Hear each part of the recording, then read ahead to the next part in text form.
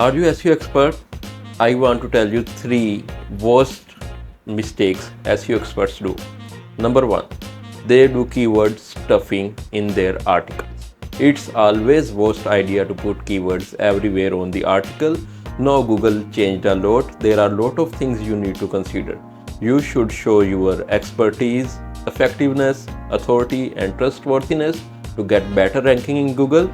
Keyword stuffing is not working anymore now.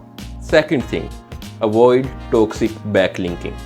Some SEO experts, what they do, they go everywhere and put their links on any website, spamming website.